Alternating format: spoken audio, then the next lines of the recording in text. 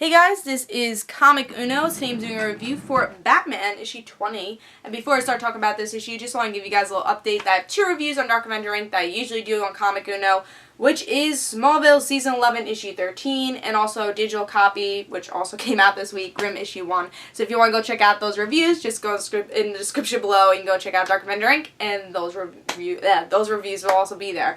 So definitely go check that out. But let's talk about Batman issue 20. I like the cover. I've been liking the Clayface story somewhat. I do like Clayface. I think he's definitely an interesting character and always has an interesting story because really someone that could turn into you and blackmail you is always an interesting story. You don't know where that could go.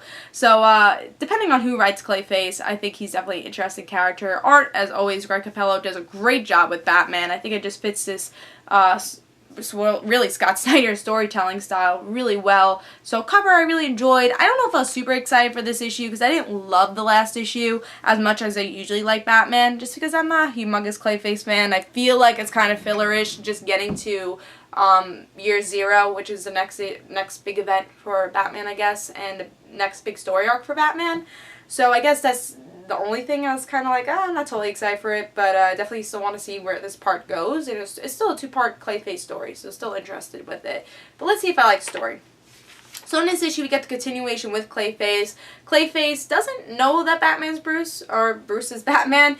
So Bruce is fighting Clayface. Clayface has been taking the identity of Bruce, trying to destroy his reputation, but Bruce somehow works it around everything, gets his Batman suit, destroys Clayface, and yeah, that's pretty much it. I think Clayface does have some theory that Bruce is Batman, but then he's like, that's not true. So in the end of this issue, Batman says, hey, I'm not Bruce, I just used this to try to get his DNA. So he does work around it.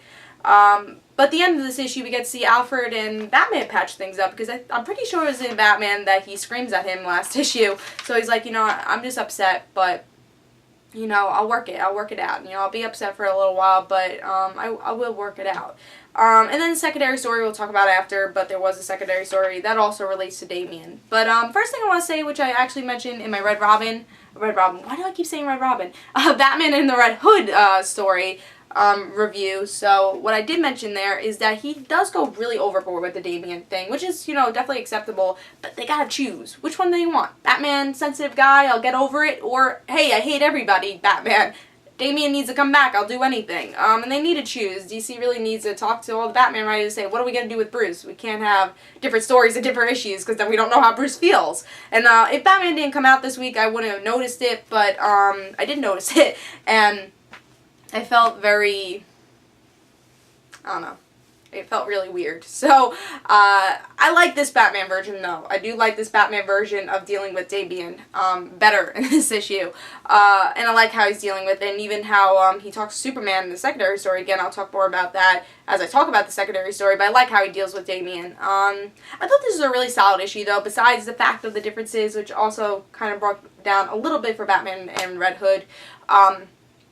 But other than that, I really did enjoy it. I think it was an interesting filler issue. It was a filler issue, but it's still interesting with Clayface. I think Clayface is always an interesting character. Again, just trying to get the reputation of Bruce Wayne, stealing money, shooting people. He doesn't like Bruce Wayne. I like that, and him almost figuring out that Bruce is Batman. I think that was kind of interesting the way he did that.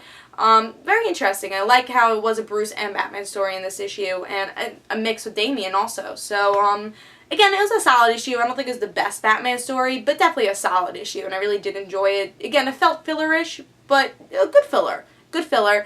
I liked it. Greg Capullo's art was also very good in this. Like I said, just fits the series very well.